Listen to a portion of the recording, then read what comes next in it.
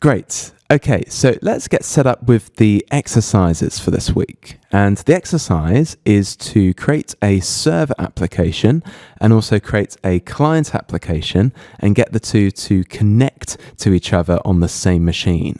So I've prepared a project for the server and also one for the client. All right, so you need to create two projects here, two different separate solution files. All right, so you have to run both at the same time. Okay, but we'll come on to the client a little bit later. And I say the purpose this week is to get them so that they connect to each other. And then in the next week's lecture, we'll take it further and get them to chat to each other, get them to send messages back and forth, building on the connection that we establish this week. Okay, and to put the groundwork in place, we're going to need to include the library, which contains the DLL. We've got the first part of the document that walks us through that. But also, we're going to have to make use of some header files. And in the later versions of Visual Studio, these may not be included by default. So I'll put them up on the Blackboard for you. But what you're going to have to do is download this stdafx file and also target ver as well. And you're going to need to include those in the server repository as well as the client repository as well. You need to include those within the folder there with the CPP for the main function. Make sure you include those in there and then drag and drop them into the header file folder of Visual Studio. Okay, because we're going to make use of some of the types that are included in there. All right, so that's the first step. And then let's come on to setting up the dependency with the library. Now, we're given the step here, and we're going to go to the project menu, and we're going to go to properties. And then we're going to want to make our way to the linker menu page. And then let's go to input. And if we scroll down here, you'll see there that it's in the additional dependencies. It should be the top option. It's in there. If you click on the little drop down, go to edit. And it's there that you're going to want to include the link to the WinSock library, which contains the DLL. All right, so you're going to want to type in here, in lowercase, ws2_32.lib. All right, so that we can make use of WinSock. And press OK on that tab there, and then press apply and OK here. So that we should be set up ready to make use of the DLL included there. So let's do that now. Let's move on to the first step. And rather kindly, we've been given the code for the first step. So let's just copy this in here. As I've got a little bit of formatting in place, I'm just going to do it in little steps. So let's replace this here. Oh, I didn't include using no spaces. Let's do that. Yep. And then the code here corresponds to the first step. I won't include return 0 because that will come right at the end of my main. But I'm going to pop that code within here, just underneath my header there. And I'll tell you what, before we go any further, let's just check that this runs okay. We've got a lot of dependencies, so we need to make sure that everything's in place. I'm just going to compile it to check. Yeah, so far so good. We've found the DLL and it's running, so that's good. Hopefully we'll be able to keep that going. So let's, now that we're assured, let's go on to the second step, which is to set up the sockets. All right, so if you scroll down, should be able to find the socket creation code, which is here. Call in the socket function. So I'm just going to copy and paste this code underneath my step 2 header. There we go, call the socket function, pass the constants referring to TCP. So again, I'm just going to check each step as we go, just to make sure that we're all running. Yep, socket function calls okay, that's good. All right, let's move on to the third step where we attempt to bind the IP and the port number to the socket. and should be given the code here. So let's copy this in. Let's pop that in here, the bind. And let's just check we're running here.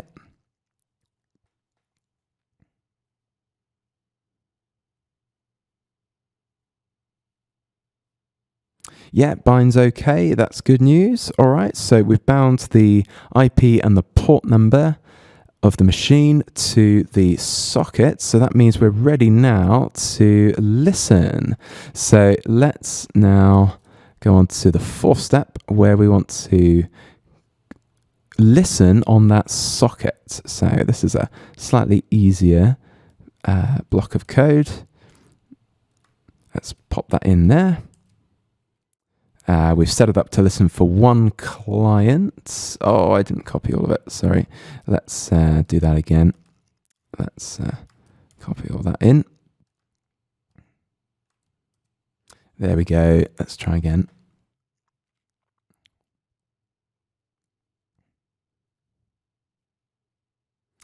Yeah, all good. So listening's okay, and just waiting for connections. All right, so let's put in the final step here before we transition to the client.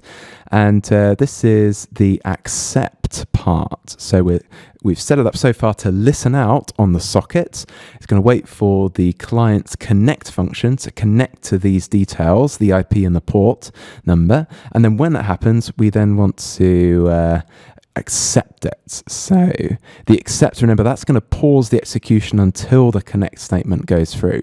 So it's the accept function which pauses the code, and it's going to wait for the connection to happen. So let's just check that we are going to create an accept socket. Maybe we did that up above. Oh yeah, there we go. We've got them both there. So we've got the server socket, which will maintain the listening, and then we've got the accept socket, which we want to then accept once we get confirmation from the client. So let's just check this accept is ready to go, and then we'll look at the client. Yeah, and notice there it's waiting, it's pausing there, it's waiting for the connection. So looking good.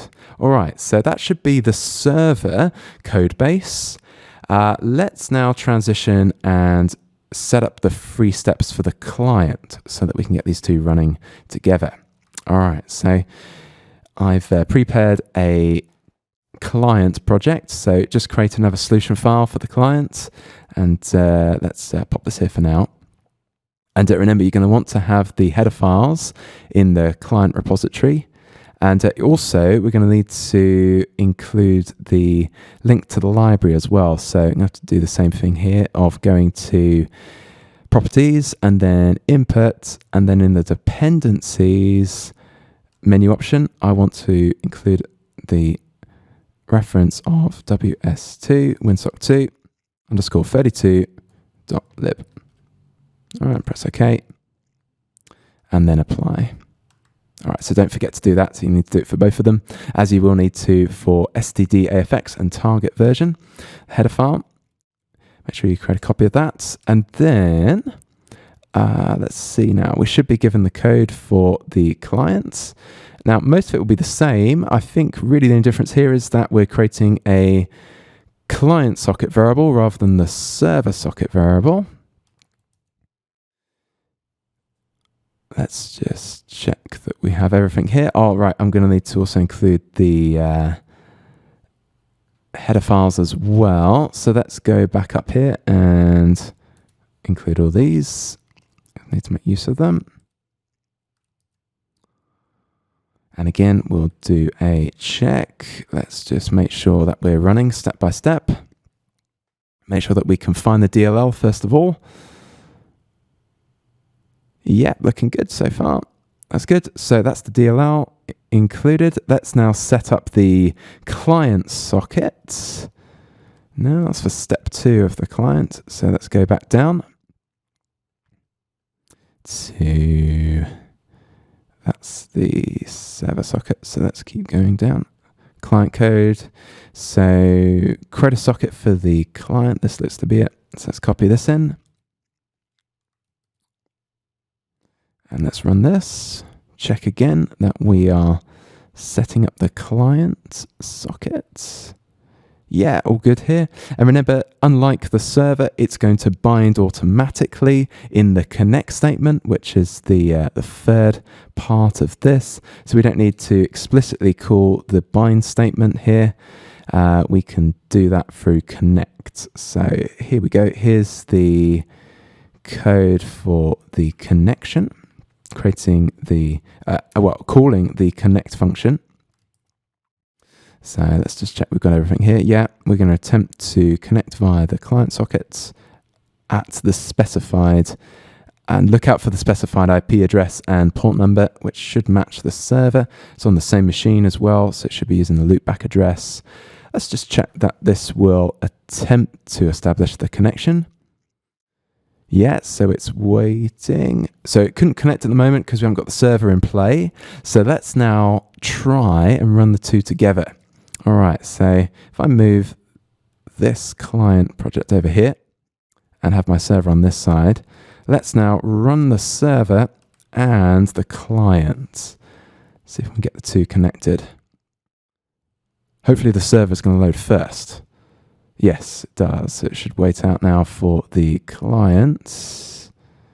Hey, so let's just reposition them here. That's good. So it happened a bit fast. Sorry that you might not have seen that, but the server did wait for the client to connect, and then the client connect worked, and then it accepted the connection at the server end. And we've just exited the two applications here because we've not got the chat functionality in place. But we're going to do that in the next lecture and then take it further. All right, so have a go at this. See if you can get the client and the server set up, get them to establish a connection, and then we'll take it further next week. So see how you get on with that.